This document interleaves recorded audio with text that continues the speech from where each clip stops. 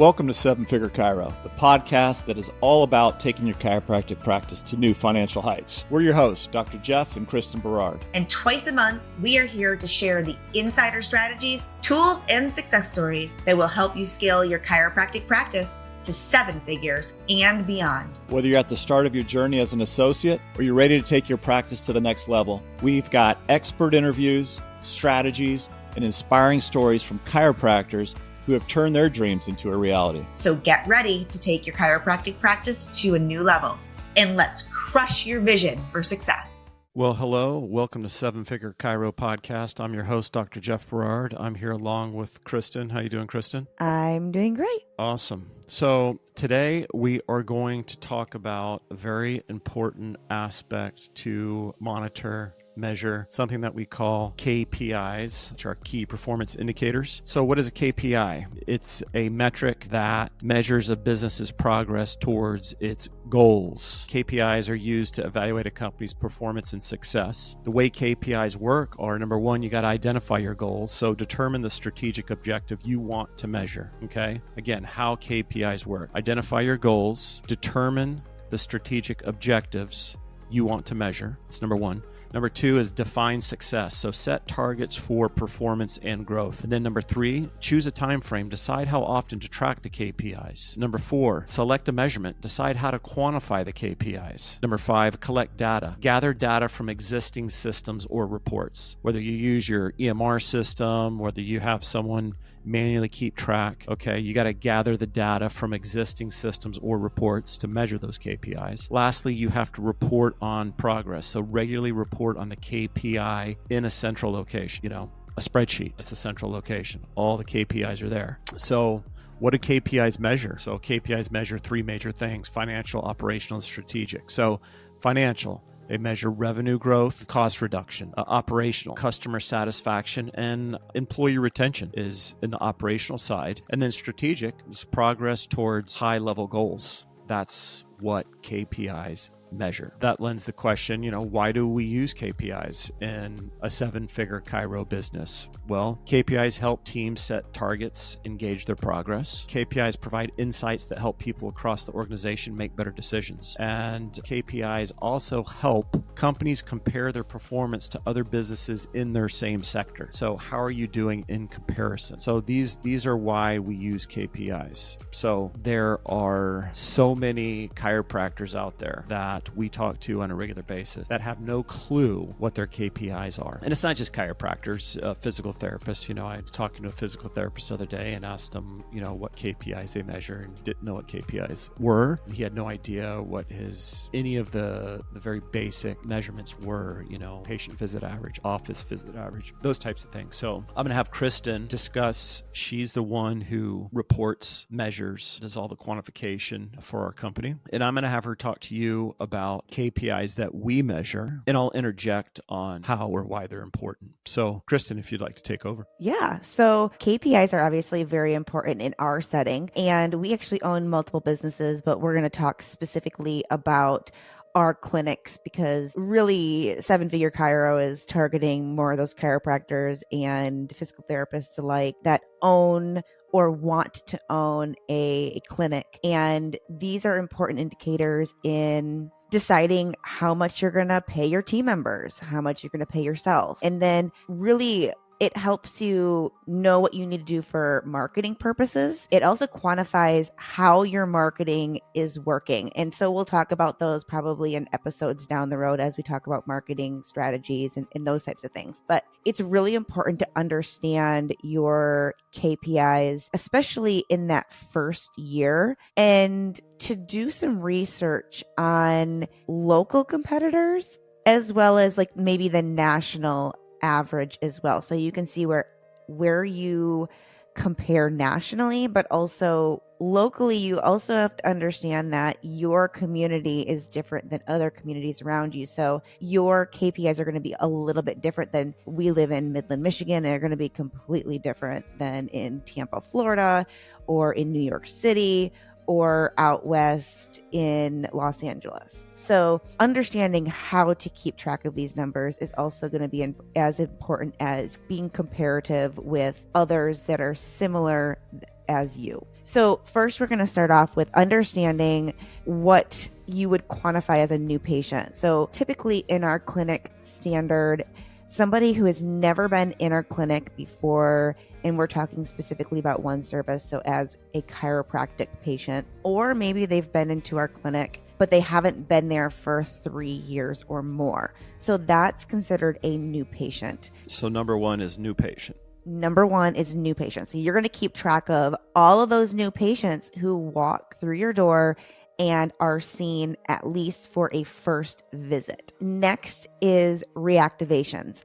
Understanding what you qualify as a reactivation. So in our clinic, a reactivation is someone who has been in our clinic for that service before. So they're coming in as a previous chiropractic patient, anywhere from a day or a week to up to 3 years. So it can be a new issue, but those are considered reactivations. So when somebody comes back, maybe you're going to mark them as a reactivation client as opposed to a new patient client. Doesn't mean that you're not doing an exam, correct, Jeff? So on reactivations, correct, we do exams, typically if that person hasn't been in a while. And sometimes it'll be a new issue. Sometimes it'll be the same issue that never really got resolved or it kind of came back. So you're keeping track of new patient numbers, reactivation numbers, and then total number of patient visits.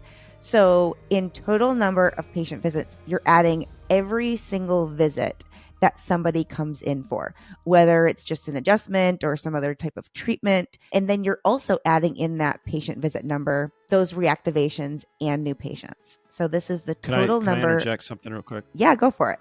So those reactivations, we discharge patients. So when patients are discharged, that means they go away. If they come back within 3 years, they're a reactivation. So just clear, because people are like, what do you mean reactivation?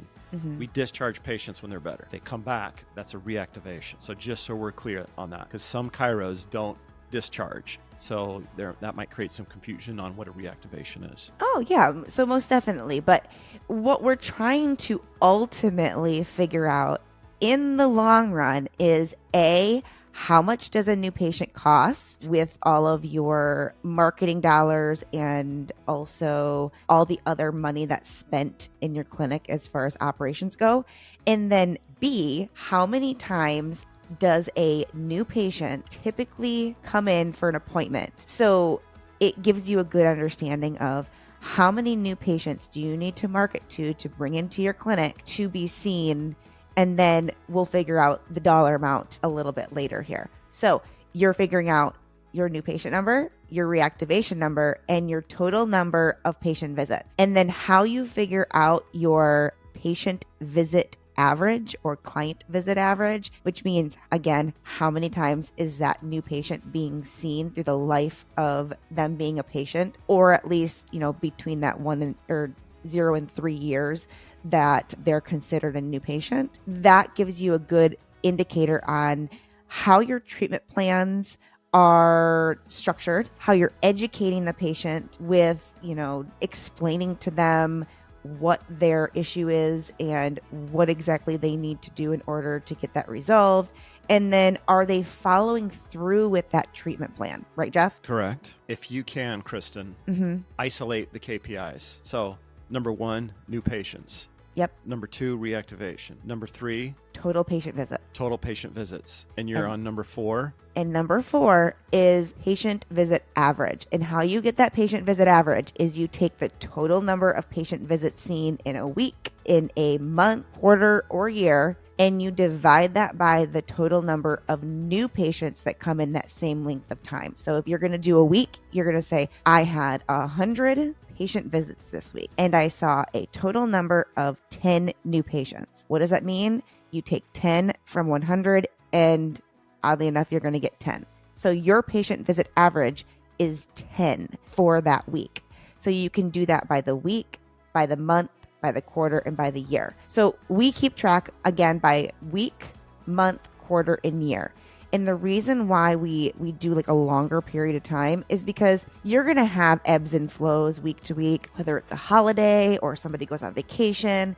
So it's really good to see what your months look like. But in a big grand scheme of things, it's even more important to see what your quarters look like, because typically every quarter you're going to have 13 weeks, right? And every quarter is 13 weeks, and the amount of days in those months tends to average out. So it's really good to keep track of your quarters and set goals by your quarters. So you can break your quarter goals down by month and by week, but really keeping track of those numbers on a quarterly basis. And you want to see a consistency in quarter to quarter, or if you're looking to grow, you want to see a growth from quarter to quarter. And if you have better quarters, like typically in the healthcare industry, the first quarter tends to be the slowest, and then the last quarter tends to be the biggest or the most for us because of, different factors with people getting surgery, or they've already met their deductible, or,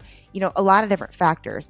But it helps you plan year to year as you're continuing to grow and know when you're going to have specific income coming in more often and less often, maybe in the earlier part of the year. So also with KPIs, we use that as a tool with our associates and our providers.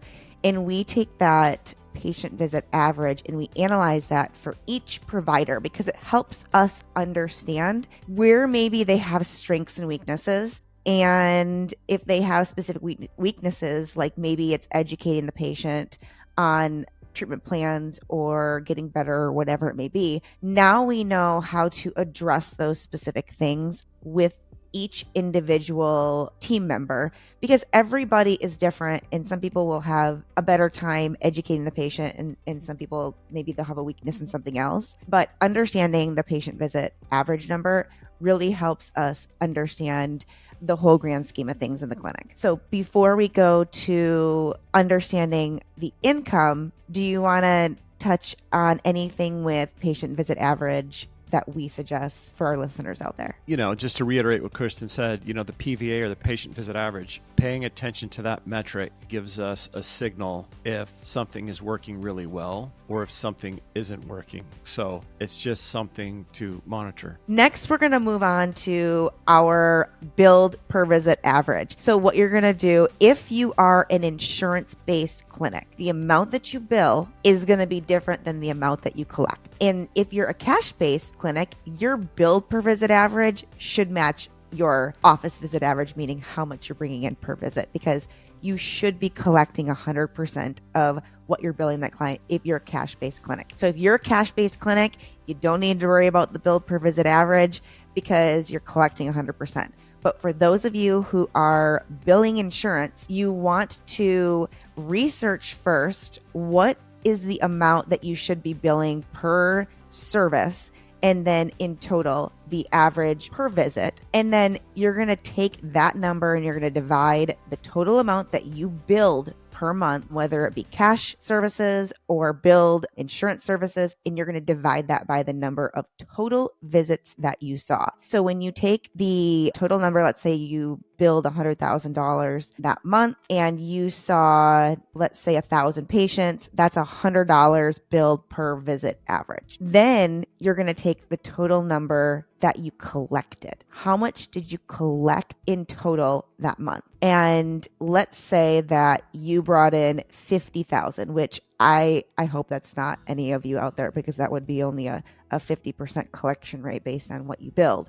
But I'm just using this number as an example. So you're going to take 50,000 and you're going to divide that by the 1,000 patients that you saw during that month. And that would be a $50 office visit average. So that's how much you actually collected and deposited into your bank account to pay your bills and anything else that you have. So there's the billed per visit average and the office visit average. Office visit average is actually the amount that is going into your bank account. And then that will help you understand how many patient visits in the long run that you need to bring in. And then also you can backtrack and you can figure out how many new patients do you need to have come in based on the expenses you have for your office? So I'm going to let Jeff touch on a couple of those things and have him ask me some of those questions that, typically most would say, okay, well, if I'm only bringing in $50 per patient visit on average, how do I figure out how many patient visits do I need? Or how do I figure out how many new patients do I need?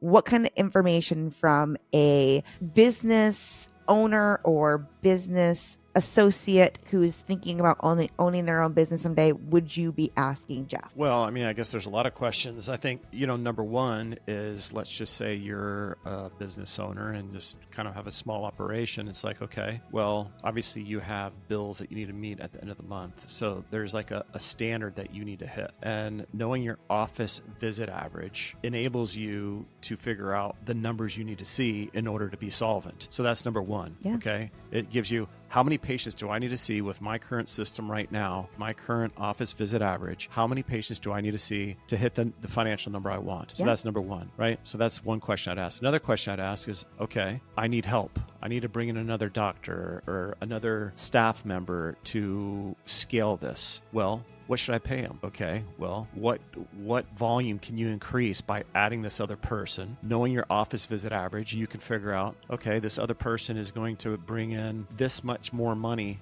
to my business. Therefore, I can afford to pay them X amount, right? So it allows you to determine what you pay team members that join your team based on their production of your key performance indicators, historical value. So that's the second thing is how do you scale your business? Okay, so let's just start with something simple here. Let's say that you own a current business and your monthly expenses are about $25,000 a month. Okay, we're going to use $25,000 a month as a example.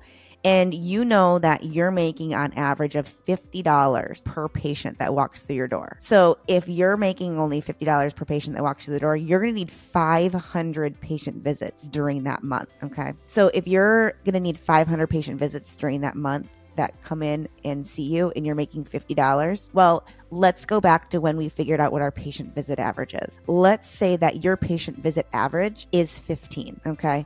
So if your patient visit average is 15, you're going to need about 34 new patients to walk in your door on average every single month to pay that $25,000 in bills, okay? Now, there's a couple different factors that can change, right? Let's say that all of a sudden you start getting a lot of reactivations coming in, or people start, you have a new type of treatment plan that you're offering and your patient visit average goes up. Well, if your patient visit average goes up, then you can bring in less new patients, or that can increase the number of revenue that you're bringing in.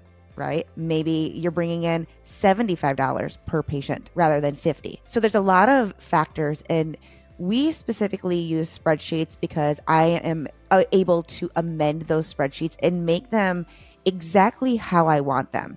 I make them so that it gives us the information that we want to analyze. And then I also break it down by each provider. So we know which providers are performing at what level. And then also if we add providers, then we can amend that to make it look like, we're adding more providers, which is going to, in the long term, increase revenue, increase patient visits, new patients, those types of things. So there are a lot of softwares out there that will do some of these KPIs for you. But what I've found with a lot of these softwares is they're not as, you can't amend them and make them specific to your clinic. And so I've found that spreadsheets are usually the best, and I've created some for our clinic, and I'd be happy to work with some of you out there who are looking to either expand your business or start your own business and figure out what do you need to do in order to make it successful. And where do they find that? They can find us on sevenfigurechiro.com. They can reach out to me, and I'd be glad to